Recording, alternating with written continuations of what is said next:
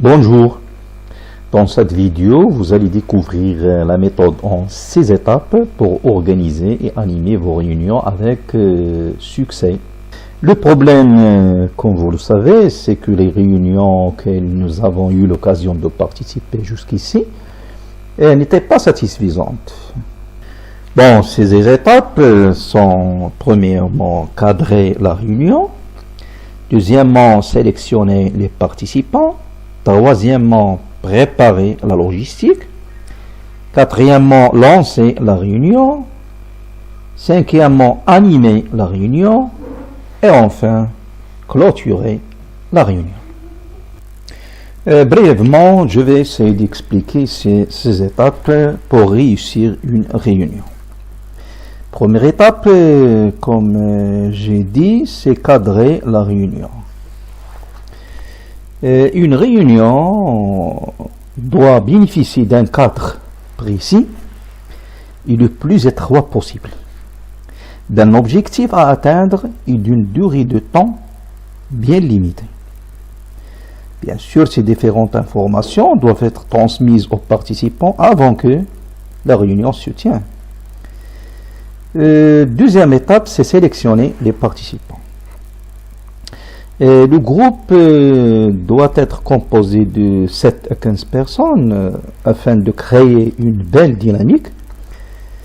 Bien sûr, pour sélectionner ces participants, il y a 3 critères qui sont très importants. Premièrement, ils doivent être concernés par le sujet de la réunion. Ils doivent être compétents pour apporter une valeur ajoutée à la réunion. Et le troisième critère, c'est qu'ils doivent être motivés. Troisième étape, c'est préparer la logistique. La préparation de lieu, soit une salle adaptée au nombre de participants, c'est-à-dire une salle n'est pas petite et n'est pas très grande, elle est lumineuse, à température correcte, et parfois il faut revoir la disposition du mobilier. Donc le lieu doit être convivial.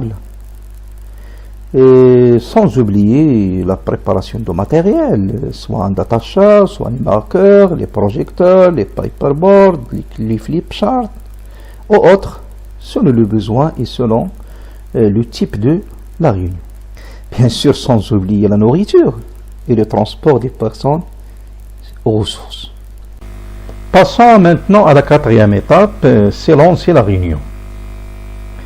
Votre réunion commence en fait avant la réunion. Et il commence lorsque le premier participant arrive et que vous l'accueillez cordialement, lui souhaitant la bienvenue. Bien sûr, pour réussir le lancement d'une réunion, vous devez rappeler les fondamentaux de la réunion, les règles de fonctionnement de la réunion et les conseils de faire un tour de table au début. Qu'on appelle le brise-glace, et puis aborder à l'ordre du jour par le point bien sûr le plus important. Et pour la cinquième étape qui est animer la réunion, je vois que c'est l'étape la plus importante parce qu'une réunion coûte de l'argent. Le calcul est rapidement fait. Il y a une petite règle, c'est une règle d'or, c'est une règle très simple qu'on peut assimiler rapidement. On multiplie le nombre d'heures de la réunion fois le nombre de personnes qui ont assisté à cette réunion fois le salaire moyen horaire de chaque participant. Par exemple, on a passé 3 heures pour la réunion. Le nombre des personnes 10, donc 3 fois 10 ça fait 30, fois le salaire moyen, par exemple 500 dirhams, donc on fait les calculs et on trouve le total ou bien le coût d'argent de cette réunion. Donc c'est un investissement à rentabiliser. Pour la sixième étape, c'est clôturer la réunion. Enfin, vous devez récapituler les résultats obtenus et les décisions prises, puis remercier les participants en valorisant leur efficacité et leur établir un plan d'action. C'est très important d'obtenir l'engagement de chacun.